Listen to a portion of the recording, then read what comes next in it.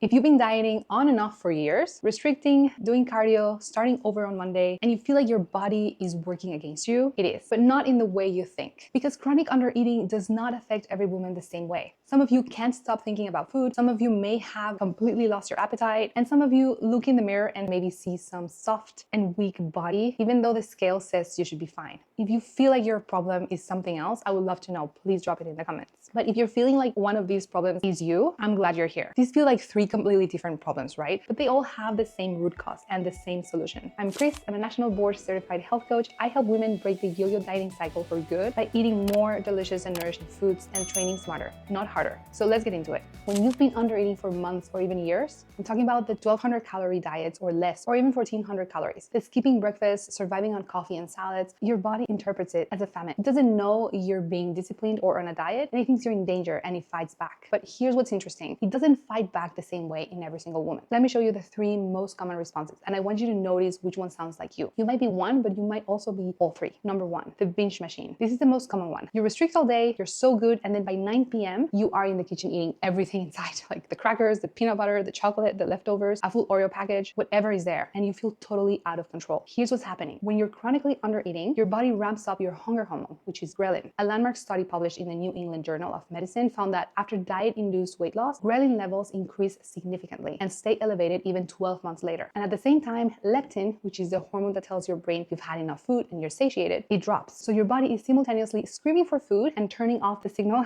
that says stop. That nighttime eating, that nighttime binge, isn't a willpower failure. It's your body's survival response to being underfueled all day. The biology is literally working against what you want to accomplish because you're giving your body the wrong signals. Now, the response number two, the appetite shutdown. This one is not really talked about a lot. Some of you may have been undereating for so long that you've actually lost your appetite. You don't want the food. You force yourself to eat a little bit and then you're done. And you think, well, I'm not really that hungry. Maybe I just don't need that much. But here's what's actually going on. Chronic stress from undereating keeps your cortisol elevated. A study in the psychosomatic medicine showed that calorie restriction directly increased cortisol production. Now, cortisol affects appetite differently depending on the person. For some women, it drives overeating, but for others, chronically high cortisol actually suppresses appetite. Your nervous system stays in survival mode and diverts resources away from digestion. On top of that, you've disconnected from your hunger cues. After years of ignoring them, your brain stops sending clear and direct signals. You're not eating enough, you know it, but your body isn't asking for more food either. And meanwhile, your metabolism is slowing down, your energy is tanking, and nothing is changing for the better. Response number three, the skinny fat trap. Maybe you haven't gained a lot of weight, maybe the scale looks okay-ish, but you feel soft. Your arms are flabby, your midsection won't budge, you don't look like someone who works out, even though you do. And this is what happens when you undereat and overdo cardio for years. Your body starts breaking down muscle tissue for fuel. It needs amino acids to keep essential functions running. And if you're not eating enough protein, it takes it from your muscles, your lean tissue. And when you lose muscle, two things happen. One, your metabolism slows down because your muscle is your metabolic engine and it burns calories even at rest. And number two, you end up with even a higher body fat percentage even at the same weight. And at the same time, your metabolism is slowing down. So you have to keep doing more cardio to maintain your weight and or eating way less. And this is why it's called skinny fat. I have a whole video on this and I will link it over here for you. So research also shows that chronically elevated cortisol drives fat storage significantly in your midsection area. So you're doing everything right and your body still looks worse, not better, and you feel off and have low energy. And it's not because you're not trying hard enough. It's because the approach is destroying your body composition from the inside out and it's slowing your metabolism. So which one are you identifying with? It could be two, it could be all three, it could be just one. Let me know in the comments. I really want to know. And so here's the thing that is actually really interesting. When I coach my clients, it doesn't matter whether they identify with the binge machine or the appetite shutdown or the skinny trap, the root cause is the same: chronic undereating and overexercising. Your body is just expressing the damage differently based on your unique hormones, stress levels, and history, and sometimes genetics, which means the fix is also the same and it's simpler than you think. But if you want to know exactly where you particularly stand right now, I have a free health score assessment that breaks down your nutrition, your habits, your metabolism in less than 5 minutes. All the links are for you in the description below. All right,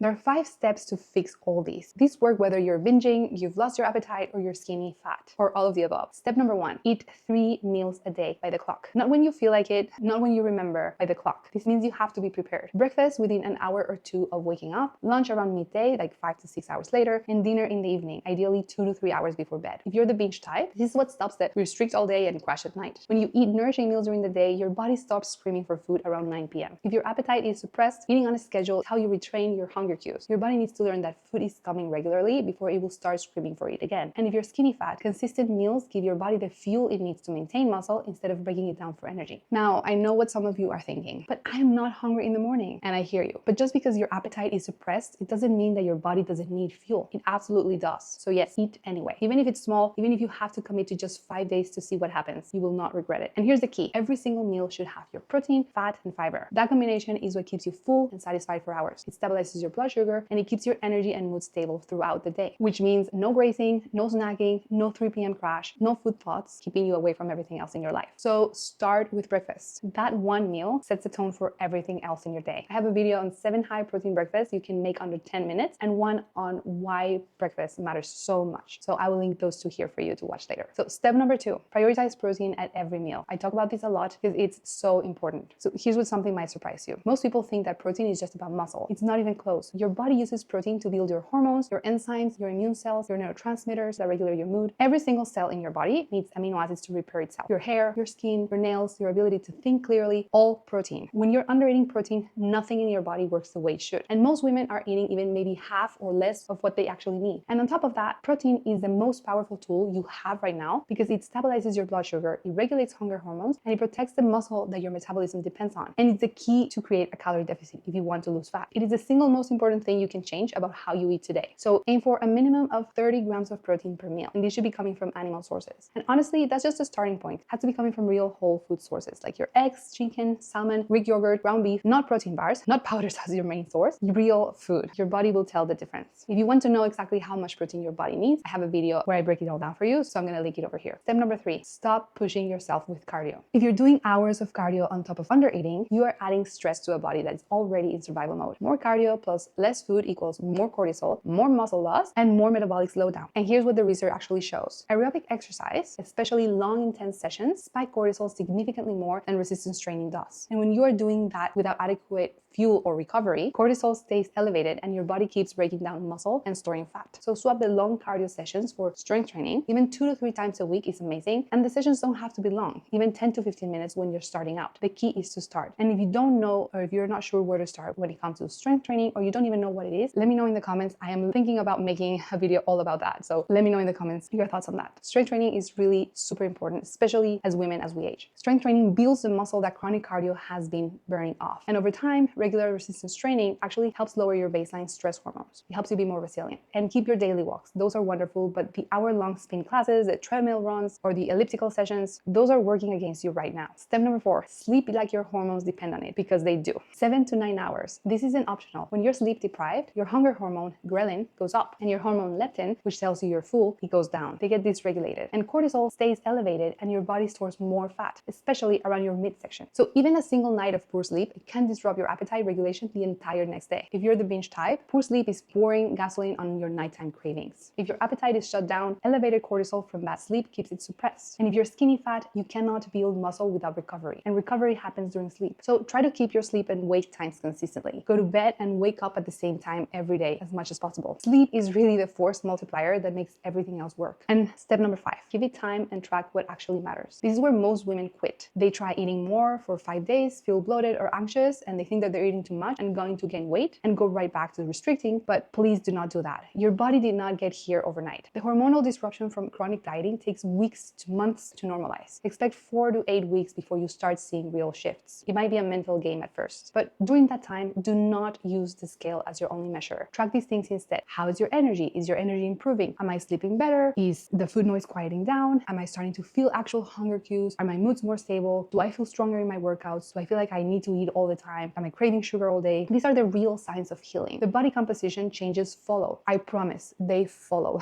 Just stay patient and stay consistent. Trust the process. So whether your body is binging, shutting down, or soft on you, the message is the same. You are not broken. Your body is doing exactly what it's supposed to do after years of being underfed and overtrained. And the fix isn't another diet. It's nourishment, it's strength, it's consistency, and more than anything right now, it's patience. If you want to understand the full picture of what's happening to your metabolism, watch my video, You're Not Eating Enough, and that's why you're stuck. It's a perfect next step. I'm gonna link it for you over here. And if you're ready to stop guessing, you can take my free health score assessment, less than 3 minutes. I'm gonna link everything for you in the description. Thank you so much for being here, and I will see you in the next video.